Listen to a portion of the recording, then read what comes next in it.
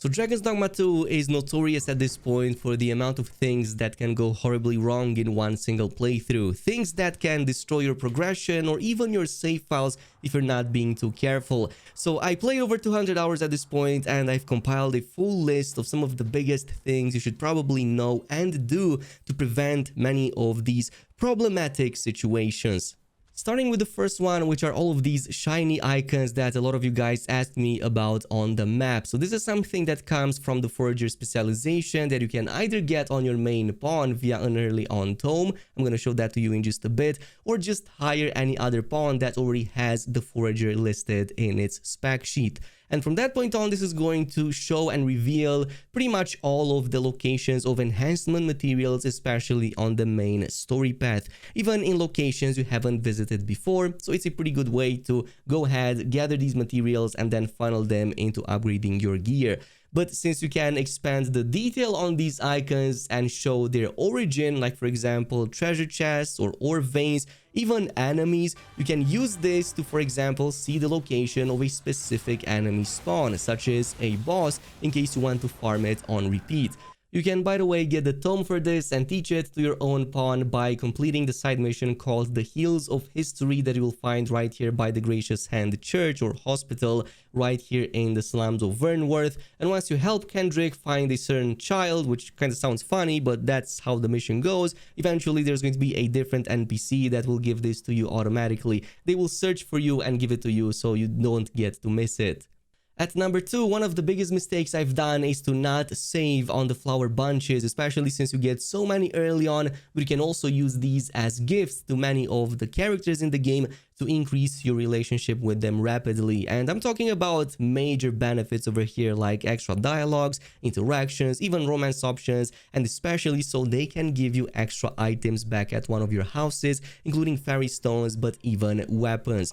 So this is something that the game actually has but doesn't really tell you much about, the possibility to increase your relationship with most of the characters out there, which you will see by interacting with them in the dialogue screen, and then you will see if that give gift option is highlighted. And every single character in the game has different likes when it comes to these items, so it can be fancy ones, expensive ones, beautiful ones. Typically, they will fall within like 5 or 6 categories that you can see right here from the NPC logbook whenever you check out the history page. And this is what you're going to want to do because you can gain extra benefits like, for example, reducing the cost at a vendor, maybe even reducing the cost of transportation via ox cart or at any nearby inn in case you don't have a house in that specific town. So this is something that you should definitely pay attention to. Even more so, absolutely unlock the Trickster specialization and eventually max this out because one of its augments, which is Allure, lets you increase that even faster. It enables you to raise your affinity with people much quicker. Now at number 3, if the Sphinx riddles taught us anything, it's that you absolutely need to remember or keep in mind where you found your first ever seeker token in your current playthrough. Luckily I knew that because I was filming it and doing content creation, but you absolutely need to know that as you will have to visit the same spot again and retake that again so that you can bring it and finish one of its riddles. Otherwise it's simply not going to work, and this is going to instead not give you that achievement until you restart or do a new game plus save. At number 4, since we talked about the Trickster vocation, actually go ahead and upgrade all of the vocations at least a few rank ups because they will give you some important augments. I'm going to follow soon with some of the best augments in a bit, but in the meantime pay attention to the Trickster because right at rank 2 you get detection, which in turn is going to give your character the possibility to detect any of the seeker stones as well as wake stones or wake stone shards, because if you have this activated on your character you will start noticing that all of these items will get a noticeable ping both visually as well as audibly. So whenever you're close to one you will usually see a very bright shine effect and also hear spatially where that sound is coming from so that you can better guide yourself towards these items. And it's not just that these items are on the ground, usually you can also find them in chests or among other treasures located within the area that normally you can easily miss. So an absolute must, especially if you want to get all the 220 and unlock all of the seeker token items back at the guild's vendor. The next one is an absolute game changer for the open world exploration. Since you're going to be running all over the place, the majority of the time, absolutely use athleticism and endurance augments, one from the Mystic Spear hand and the other from the Archer. Both of them will either help with the stamina consumption during running or, well, with just increasing your stamina in general, which can also be helpful in fights. But I ran some tests and the difference are absolutely massive, at least when you consider how much running you're doing. Because having both of these activated compared to not having them at all is almost 8 seconds difference, or almost a third of the amount of sprints that you have at least at level 50. It should be even greater at lower levels.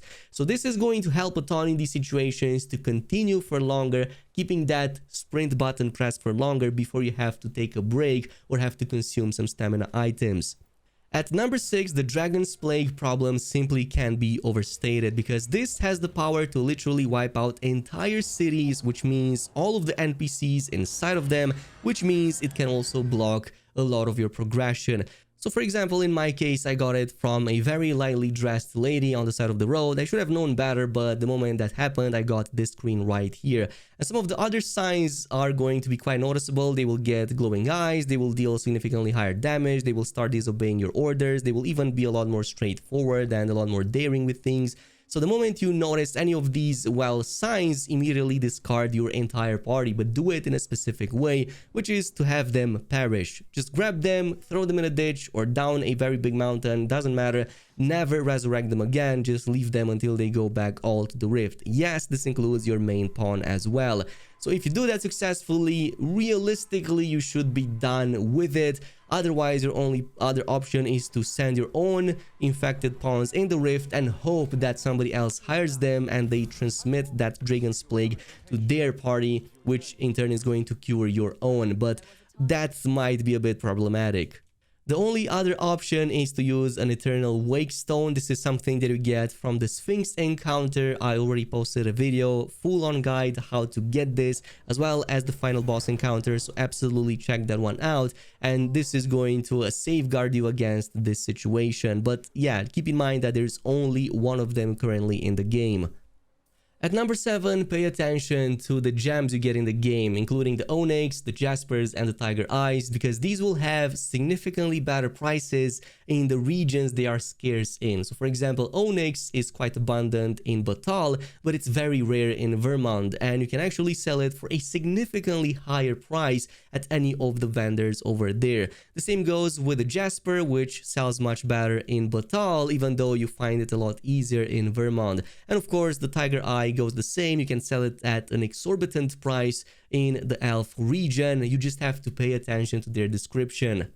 At number 8, another mistake I've done is carrying all of these camping kits with me, thinking that they get consumed when you use them, but that's not the case. They don't get consumed. Yes, they can be destroyed during raids, but they will always be in your inventory, so there's no reason to keep multiple of them, especially once you find better and better options. And the best option, which also has the lowest weight, is going to be the Elite Camping Kit. No, you don't have to waste money to buy this with real money. You can actually get it from a very early on mission.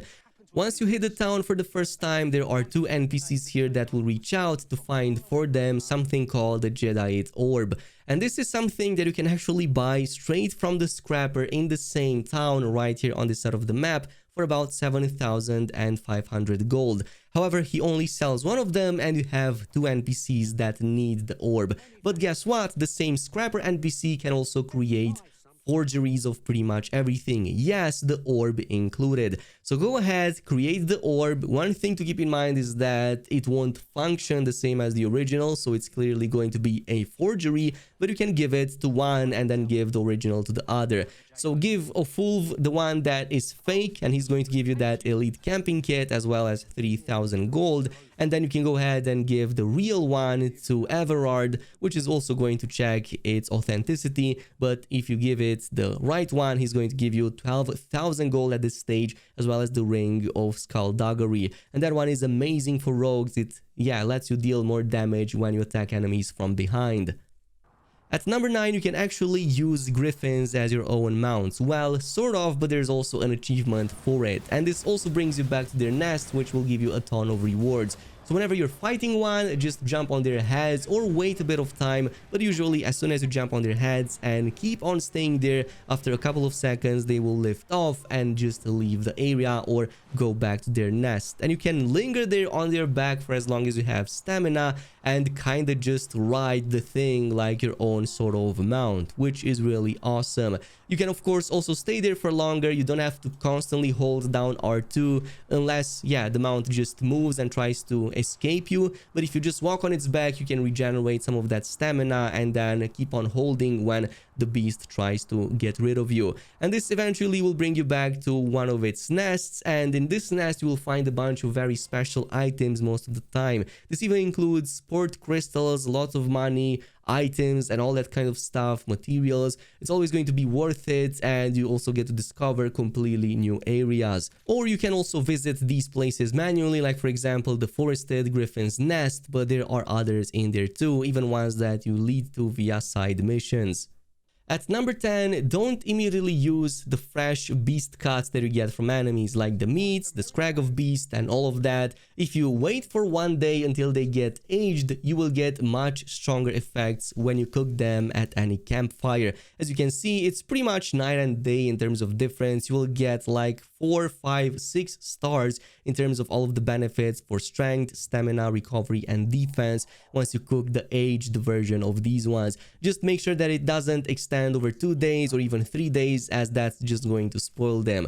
But these bonuses right here are extremely strong. You can get extra damage, you can get extra defenses, or even increase the amount of items you hold, like the max encumbrance or the recovery of your stamina, so that you can cover a lot more ground faster. Totally helpful and very good even in the late game.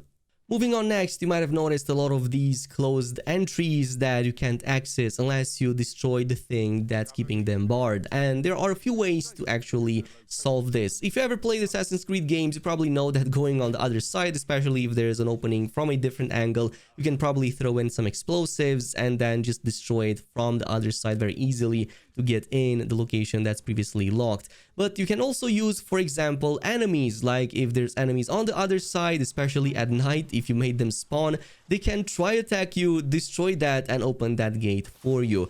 And finally, the last resort is to use your own pawns. Just pick them off and then throw them, especially if you do have the angle or the distance, or use any of the abilities that they have to throw them on the other side. And then when you call them to you, usually they will destroy any obstacle in the path to reveal that location. Actually, no joke, this was one of the ways I completely uncovered an entire dungeon section that helped to get me some awesome items in the meantime. Also, in terms of dealing with bosses, maybe this is a bit straightforward, but there were many occasions when bosses appeared a bit too difficult, especially some of these sort of fighter tank skeleton enemies, because they definitely can tank a ton of damage. So in this situation, what you can do is to disengage and run to any place that has a higher up section from which you can push them down. Typically, many of the bosses will not try to jump too much, especially if the terrain is complicated, even if it is something like a simple ledge for you. And then you can use your abilities to make it fall and deal huge amounts of damage, maybe more than you can at that stage. This was one of the ways in which I cleared some of the bosses when I had difficulty with them. At number 13, I'm sure that many of you at some point visited the Vernworth Castle, well, vault in this case, and there's also a guard out there that kind of prevents you from entering, especially in the midday. Well, they kind of have a schedule and they will go to sleep at night, but it doesn't always happen. So what you can do instead is to just knock them out. You can use, for example, some of the barrels in the nearby kitchen and then just throw it at her face. Once she flinches, you can go ahead, immediately grab her, and this is going to let you transport her in a place where she doesn't bother, like for example, said kitchen. Once that's done, you can go back, open that vault and enter inside. There are some sweet rewards over here, as I'm sure you already know. There's like 20k gold, which is amazing early on, some very strong items, a cape / cloak early on, and a bunch of other stuff, especially if you already got that vault key. At number 14, if you ever wanted to know what hour it is in game, you can simply check the pause menu and look at this sort of circular sundial right here in the screen. This is going to show you exactly where the sun positioning is. It's going to rise from the east and then sunset to the west. So for example, waking up from sleep is pretty much 6 a.m. You can see that the sun is just shining over the mountains, but as the time progresses, it's going to move counterclockwise on this wheel until it reaches nighttime, and of course the same goes there too. And this is what's going to let you know how close you are to nighttime. If for example you want to know if you're going to fight some zombie enemies or skeletons, since that changes during night. At number 15, if you ever paid attention to some of the low-level places you visited at first, yes, they will get occupied by new improved enemies once you clear them, especially as you level up. So for example, one of the starting caves, like for example the travel mine, which initially only had a bunch of goblins, now is pretty much filled with some of these very tough ogre enemies, which are much stronger and also drop a lot more XP and loot.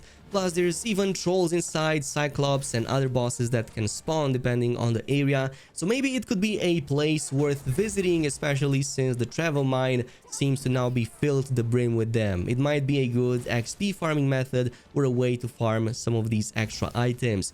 And speaking of the passage of time, one cool thing about this game is that things will decompose in the open world. This also includes enemies and bosses. So as you kill them, they will be fresh, but after a day or two, they will start decomposing. Actually, they start decomposing the very next day. So this can be a very good indicator if an enemy is about to respawn, if you want to farm it on repeat. Typically, some of these bosses can respawn after at least 7 in-game days, some of them even only after about 2 in-game weeks. So this is something that you have to keep in mind if you're farming something, especially if you're going for that Medusa boss. It seems that you need to kind of wait 2 weeks at least on the PlayStation 5. And finally, we have our pawn inclinations. This is something that will help a ton on how they actually perform in combat. Inclinations are personalities, including kind-hearted, simple, calm, and straightforward, and each one of them are better fitted for different vocations and for different situations. So for example, kind-hearted is something that I always use on mages, because this is going to mean they will prioritize helping me in combat, including with healing, and that can be very helpful since mages do exactly that. Calm is something that prioritizes just survival and defenses, so in this case it's best suited for a fighter, especially if you want them to constantly soak the damage, attract enemy attention, and protect all the party mates from harm. Straightforward is what you will normally use for warriors, for thieves, anything that just straight up focuses on offenses, dealing damage, going straight in heads on against any combat challenge. I think this fits best for a thief, maybe even ranger, but ranger could also go with kind-hearted, or better yet with simple. Simple is pretty much like a jack of all trades. It doesn't really focus on anything and usually will be curious and will also help a ton with exploration and even gather items for you. Maybe using logistician with a simple inclination can help a ton to better manage your inventory if you want somebody like that in your party. And by the way, you're not locked in with your current main pawn selection. You can actually change these inclinations at any pawn guild member. So you can go ahead and buy some of these incenses that you can then use at any fireplace/campsite. And this is going to let you change them as well as their voice to different types of inclinations. But that's pretty much it with the video. Thanks so much for watching, and I'll see you in the next one.